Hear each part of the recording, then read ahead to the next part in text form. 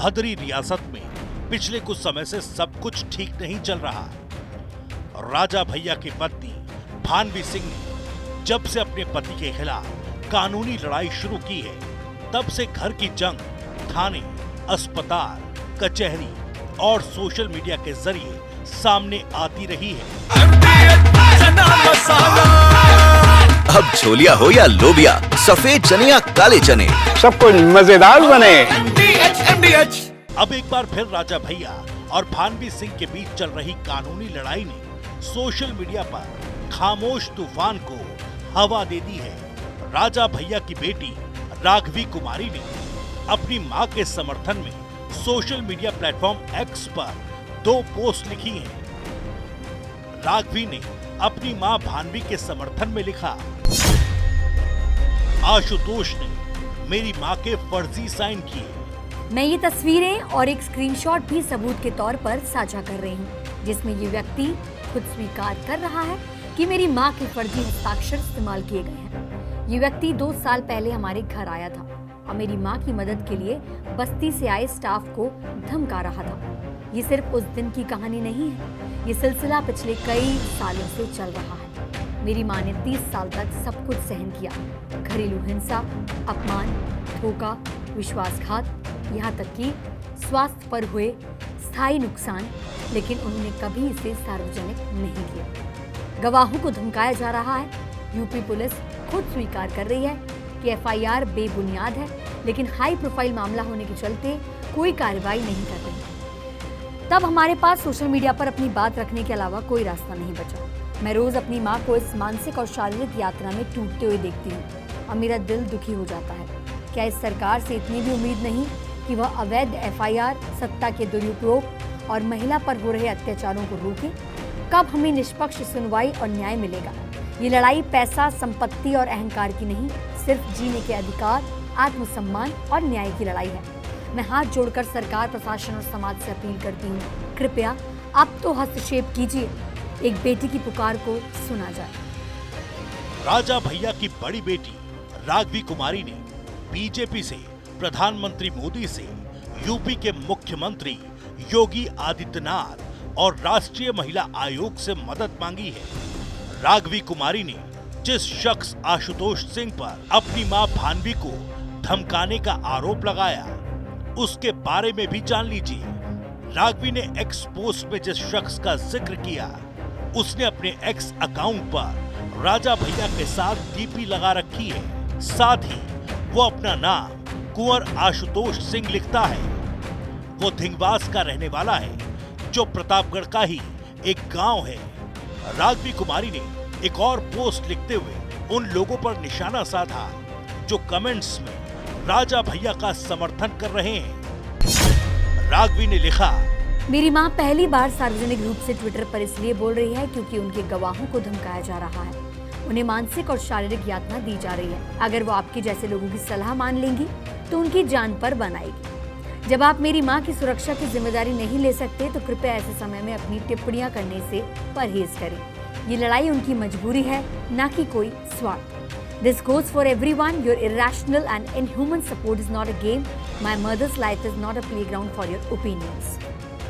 राजा भैया और भानवी सिंह की बड़ी बेटी राघवी कुमारी इस मामले में शुरू से ही अपनी मां का समर्थन कर रही हैं। भानवी सिंह ने दिल्ली के सफदरजंग थाने में राजा भैया के खिलाफ जो लंबी चौड़ी एफआईआर दर्ज करवाई थी, उसमें उन्होंने बताया था कि घरेलू हिंसा के तौर पर उन पर 30 साल से राजा भैया द्वारा जुल्म हो रहे हैं। एफआईआर में उन्होंने ये भी लिखा है कि बड़ी बेटी राघवी के जन्म से ठीक पहले से लेकर अब तक का संघर्ष साथ मिलकर किया है। सोशल मीडिया एक्स पर भानवी कुमारी ने लिखा, भानवी कुमारी बदरी ट्वीट। किसी ने मुझे शुरू में ही कहा था, आप जिससे लड़ने जा रही हैं ये व्यक्ति कैसा है आपको पता है। मैंने कहा था, मुझसे बेहतर कौन जानता है, मेरा पति है। उनमें बहुत ताकत है, साक्ष्य को प्रभावित कर सकते हैं, गवाहों को तोड़ सकते हैं, पीड़ित को ही मुजरिम बनवा दें, ये ताकत भी उनमें है। यही सब तो इतने सालों से मैंने देखा है। फिर सवाल हुआ कि इतना सब जानती हो तो लड़ना क्यों चाहती हो, समझौता कर लो। मैंने कहा, लड़ना कभी नहीं चाहती थी, बस जब अन्याय और उत्पीड़न की पराकाष्ठा हो गई तो न्याय की आस में उठ खड़ी हुई।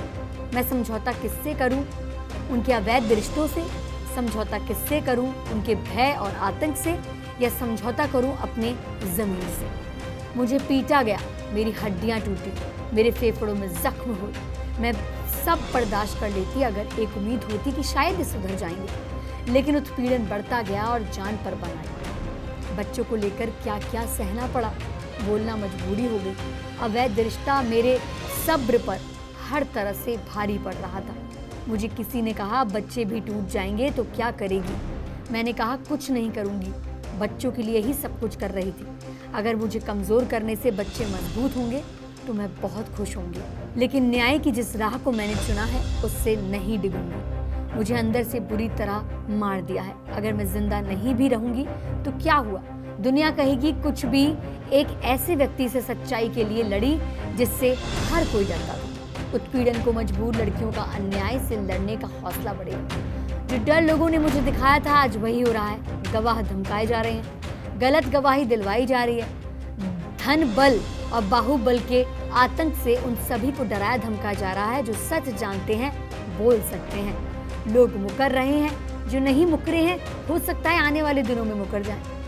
मेरे साथ जब इतना उत्पीड़न हो सकता है तो जिन लोगों ने ये उत्पीड़न होते देखा है उनका डर लाजमी है।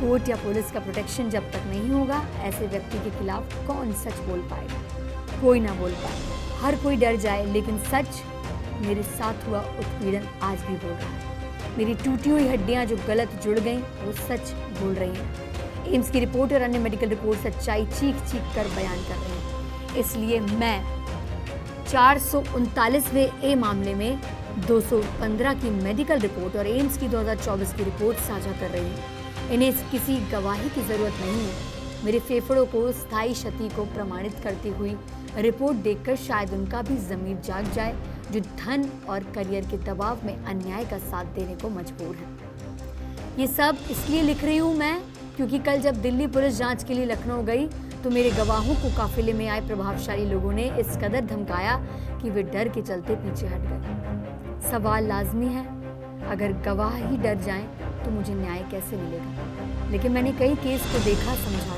न्याय इतना अंधा नहीं है। पुलिस कोर्ट जरूर देखेगी कि वह गवाही किन लोगों से और किसके खिलाफ लेना चाहती है। क्या गवाहों को कोई संरक्षण मिला है? वे आज गवाही देंगे, कल उनकी हत्या भी हो सकती है और ये डर स्वाभाविक है। जब मैं इतना डरी हूँ तो गवाहों का डर लाजमी है। ये धमकियां सिर्फ मुझे चुप कराने की नहीं बल्कि सच्चाई और न्याय की प्रक्रिया को कुचलने की कोशिश है।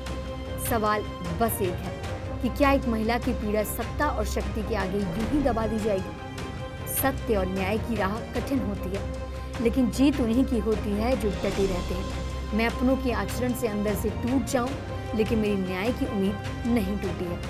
कई उदाहरण हैं जब गवाह बाहुबल के आगे झुक गए, धनबल के आगे मुकर गए, पद और करियर की लालसा में लोगों ने गलत बयानी की, लेकिन साक्ष्य सब पर भारी पड़ा। मुझे उम्मीद है न्याय जरूर होगा। उनके अन्याय और पाप का घड़ा भर चुका। जो लोग डरा रहे हैं दरअसल वे न्याय से डर रहे हैं और उन्हें डर है कि न्याय हुआ तो उन्हें जेल भी जाना होगा और सच्चाई पूरी दुनिया देखेगी। ईश्वर सब देख रहे हैं। मैं अपनी मेडिकल रिपोर्ट यहाँ साझा कर रही हूँ। अगर कल को ये रिपोर्ट भी नष्ट करने का प्रयास हो और मुझे मारकर मामला खत्म करने का प्रयास हो तो इसे साक्ष्य मानकर कार्रवाई की जाए। मेरे मरने के बाद भी मेरा पोस्टमार्टम जरूर किया जाए जिससे कोई सच छिपा ना सके। और हाँ, अगर मोदी जी, अमित शाह जी इसकी सीबीआई जांच करवा दें तो बहुत से ऐसे भेद खुलेंगे जो न्याय के लिए और जनहित में भी जरूरी है। भानवी सिंह ने एक्स पर अपनी आपबीती लिखते हुए तमाम तरह के आरोप राजा भैया और उनके करीबी लोगों पर लगाए हैं।